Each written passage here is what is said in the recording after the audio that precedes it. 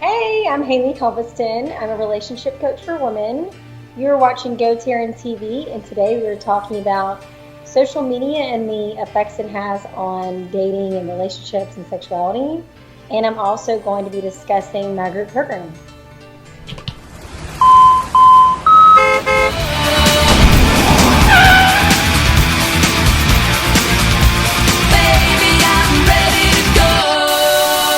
All right, welcome back, everyone. And as you can see, side by side, we do have returning Haley Helveston from Atlanta. How are you doing out there, Haley?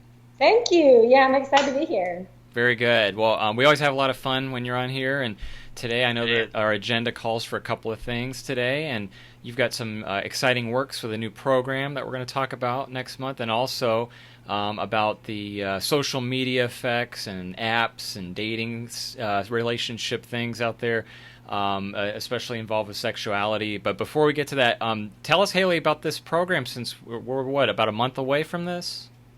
Yes, yeah. So the 6-week program for women Mm-hmm.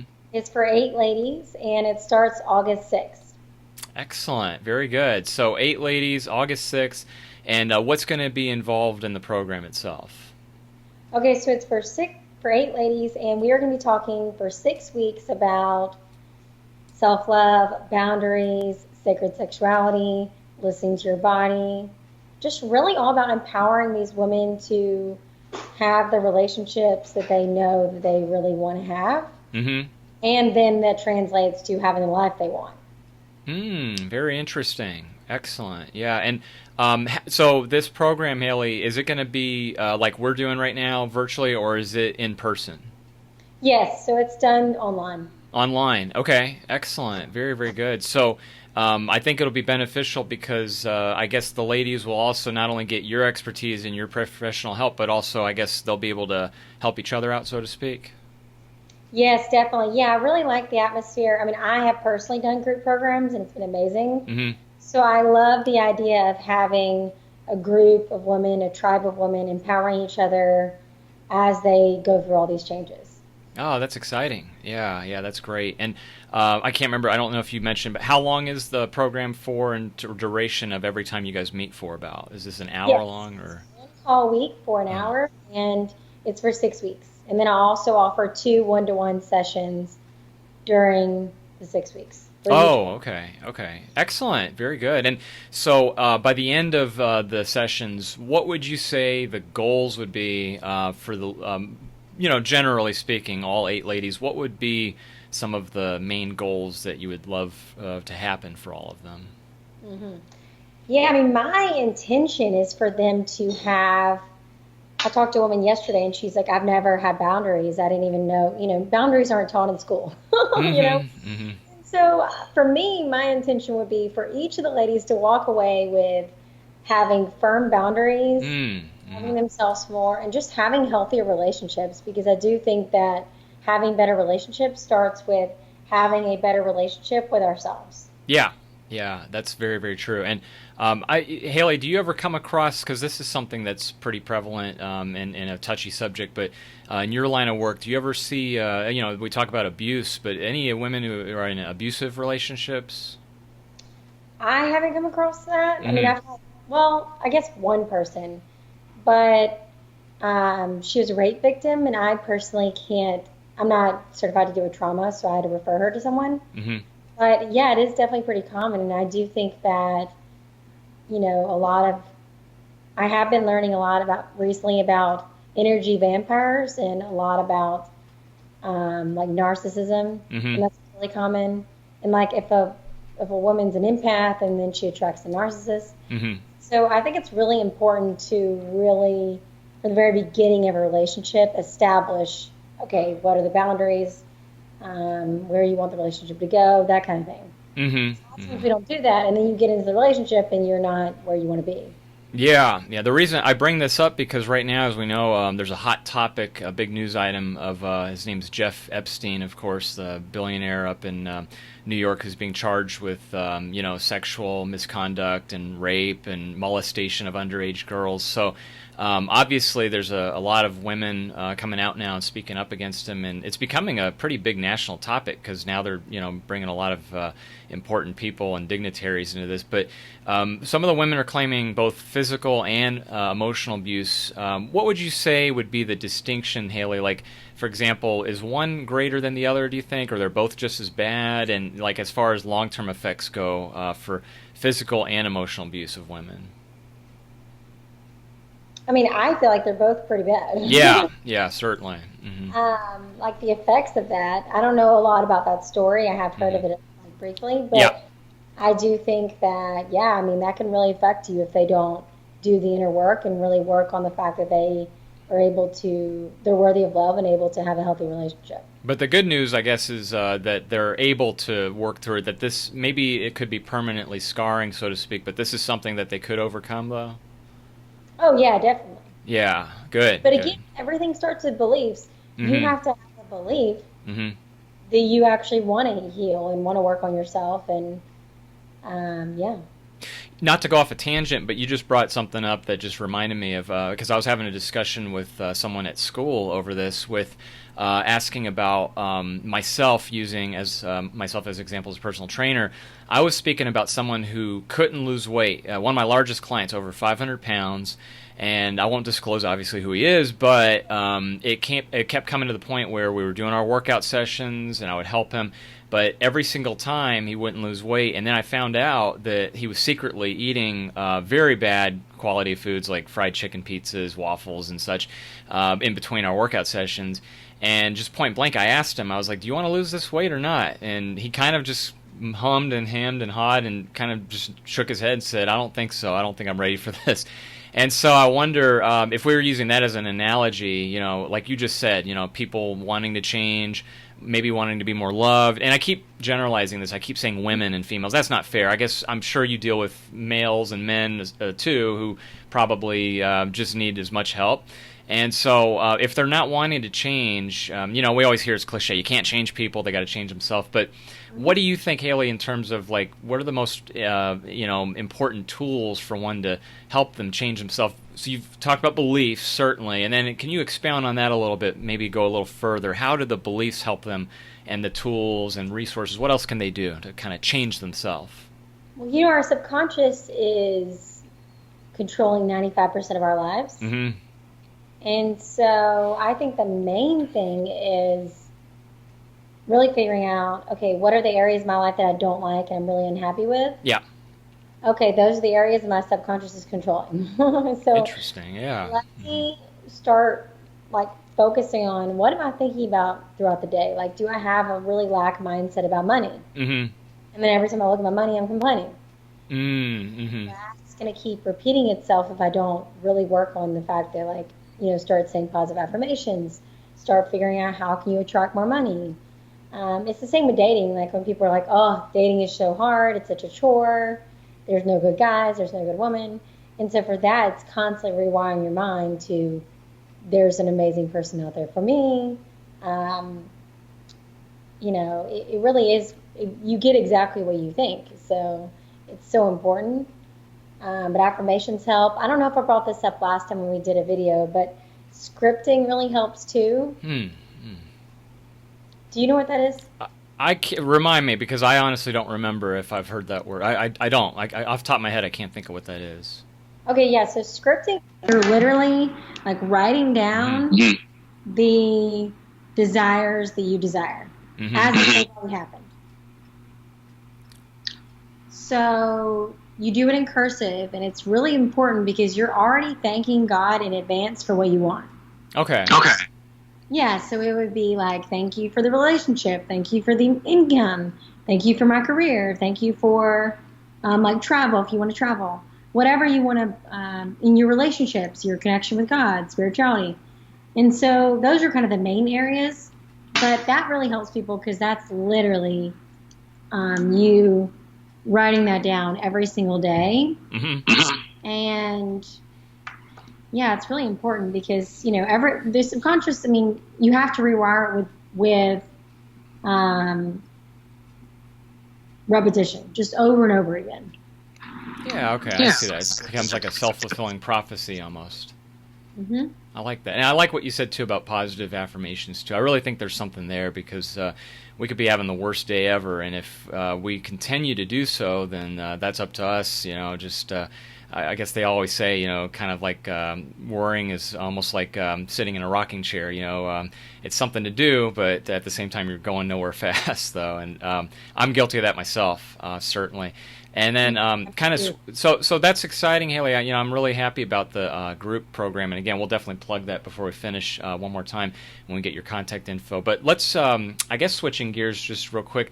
I wanted to talk to you also about the phenomena that's been happening very much, I guess, in our last, 5-10 years of, everything is social media this, and you can name a social media, insert it there, and everything's around it. But one of the ones that obviously is becoming very hot is that Snapchat and people doing cyber sex and sexting, and you even hear about some celebrities and political dignitaries that get caught up in this and get in trouble and such. But we're just so fully entrenched in it. I guess first question I have for you, because again, it's fully loaded, not to go off too many tangents, but what do you make of apps and dating sites like Match.com, eHarmony, those kind of things? Are those, do you think, beneficial?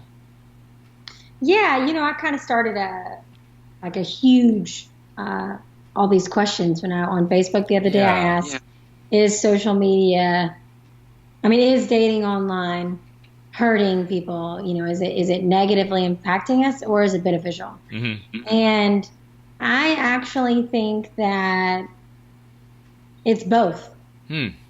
It's how you use it. My first thing is, before you even get on the app, you need to figure out what you want. Mm-hmm. Don't lie to yourself. If you just want a casual relationship, that's it. That's fine. Or if you just want, whatever you want, you have to know before you get on. Then when you get on the app, be really clear on your profile, hey, I'm looking for a relationship. Hey, I'm looking for this. Mm-hmm. And then don't settle for anything else. But I think the problem is that a lot of people deal with so much of the other stuff that then they get where, like I was saying before, they get all men are sleazy and whatever. Mm-hmm.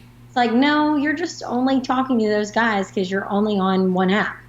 What if you tried a different one and you change your profile to, I'm only looking for guys that are interested in a serious relationship, or vice versa for women.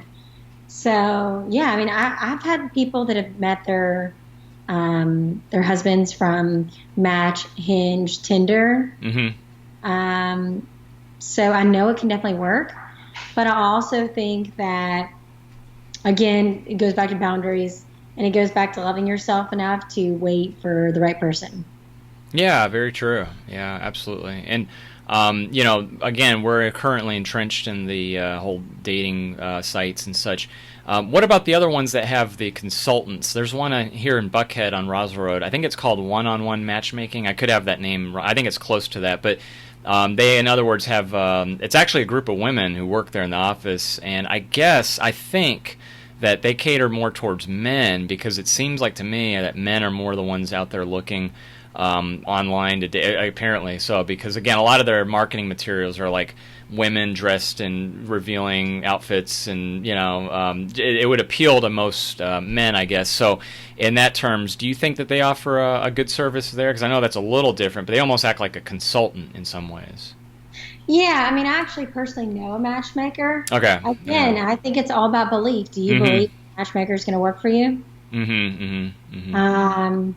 I personally haven't used a matchmaker. I don't have any friends that have, but I know someone that is a matchmaker, and she gets great results.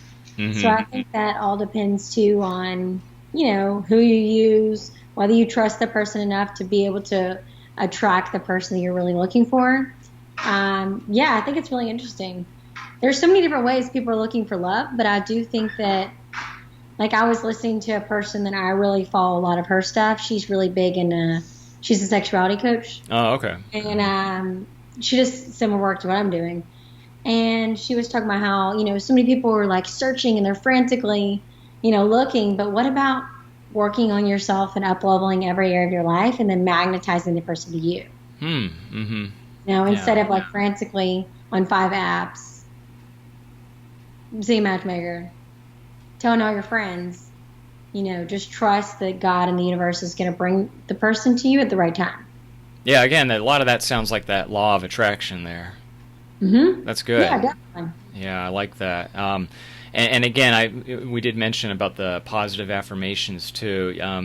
So a lot of what we see is very positive and uplifting. However, with a word of caution, I don't know if you saw, but this past week, there are the rare exceptions. There was I think it was Tinder that this girl had met this guy. And then, long story short, they met up, hooked up, and then he murdered her. I don't know if you saw this story, but I guess that is something that we've got to be aware of. So, again, not to stereotype women being harmless, weak and such, but more so, you always hear about the stories of that men can go on the apps and they'll be perfectly fine, but women, when they're on there, if they're going to meet a guy like on a blind date or someone they've never met, or they don't even know if this is really the person they're talking to, what words of advice could you give some of the ladies out there if they are using an app or a matchmaker and they're out on a blind date of, just precaution and safety, I guess? Yeah, I mean, I definitely think that. I mean, listen, I've had guys send me creepy messages online, even for what I'm doing professionally. Oh, really? So yeah, I think it's. I mean, I'm at the point now where it doesn't even that doesn't even exist in my universe, you know. Yeah. But I do think that yes, we still exist in a universe where women need to be cautious and protect themselves and just be smart, you know. Yeah. I mean, that's happened to my friend once. She got an Uber and the guy acted crazy. So I think that overall, online dating can be very great. But yeah, you do hear those crazy stories. Yeah, they're out there. You're right, all over the place, and that's a good point. Uber and Lyft. I guess there are precautionary measures that they can take, but certainly they've got to be careful. I guess other things too. You hear about they can carry pepper spray or mace with them. And just different things like that. So that'll always help. But yeah, you mentioned about some of the people that are out there in the cyber universe. Are there any other kind of crazy stories you could think of, or creepy guys that you come to mind in terms of, wow, that was new, or I've never thought that would ever happen, or anything like that, Haley, in terms of just... Oh, you mean in terms of contacting me? Or, yeah, you or anyone else, like a wild story, you're just like, wow, that's a new one for the books, or I'll have to write about this in a book someday. Is there anything like that? And again, of course, we're keeping anonymity. You don't have to give any names or anything like that. I don't remember any of the names, but at first, for a while there, I was getting a lot, and it really annoyed me, but now I just think it's funny. But I did get one where a guy said he wanted to fly me to have sex with him. Oh, wow. Oh, my goodness. Wow. I didn't respond. I just thought it was funny. I'm like, do you have $40 billion? No? Okay. Wow. So with what you do as a sexuality coach, Haley, do you think that some guys just honestly really do misinterpret what you do? Or do you think that instead they know what you do, but they're just trying to see how far they can get with you? I'm leaning towards the first one. Okay. Yeah. I think a lot of times, our society, like I went live on Instagram and discussed this. Mm-hmm. It's we live in a society that's sex negative. Mm-hmm. And very sexually repressed. Yeah. Due to religion, societal upbringing, mm-hmm. and just programming. And so many people are very, like if I say the word sex, it's like, Yeah. And so I think that's why my profile put sacred sexuality, because I'm very, I try to put it in a way that's I'm like, no, I'm not talking about it that way. I'm discussing in the way of energetically having sex with someone you feel safe with and you love. Yeah.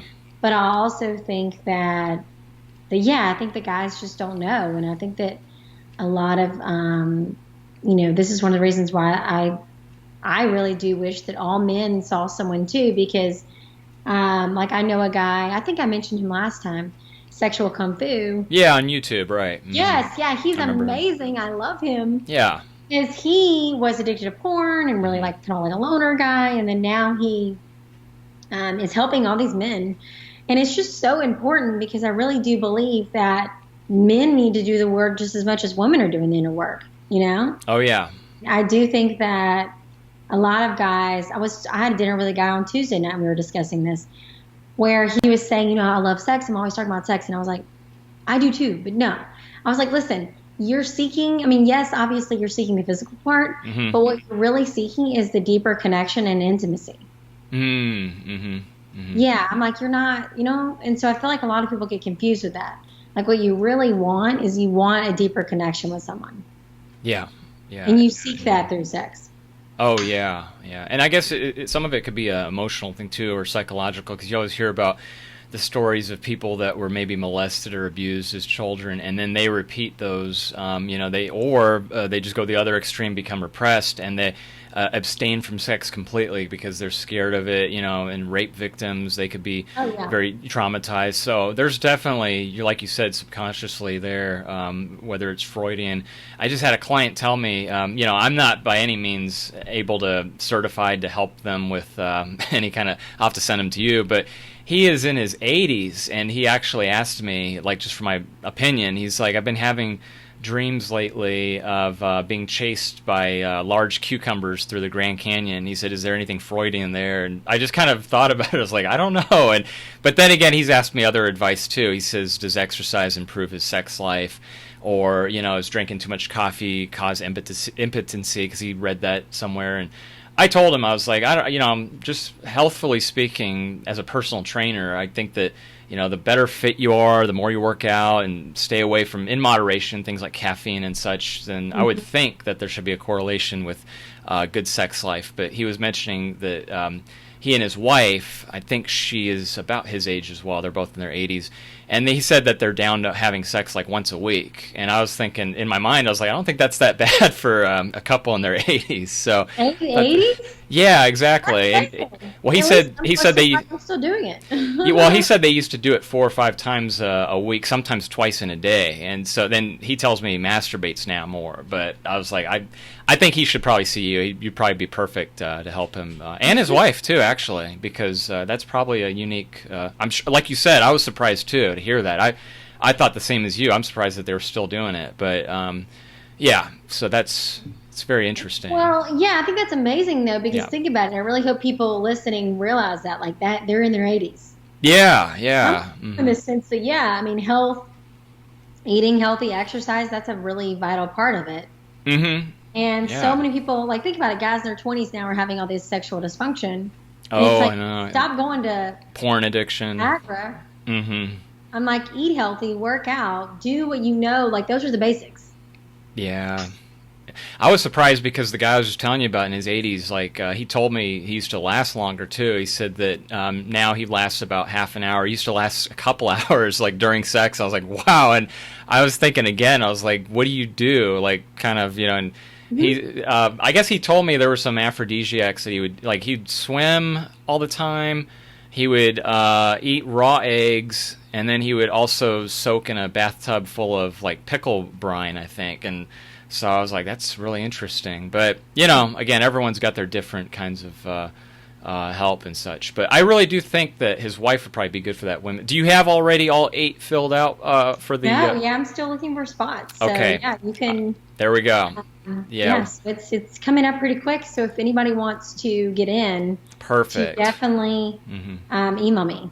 Okay, good. Well, Haley, you know what? We're at a good time to do this then. Let's plug the information and contact for how people can directly find more about you, your website, and get in touch with you personally.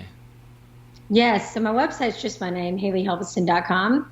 And then my email is HelvestonHaley it's HelvestonHaley@gmail.com. Okay, easy. Yeah, we'll have that on the screen. This is perfect, Haley. And again, this is so fun. Like half an hour just flies by so quickly all the time. And it's just, again, really good to get caught up with you. And before we let you go, anything else you want to say besides the program or anything else going on for the rest of the weekend for you here?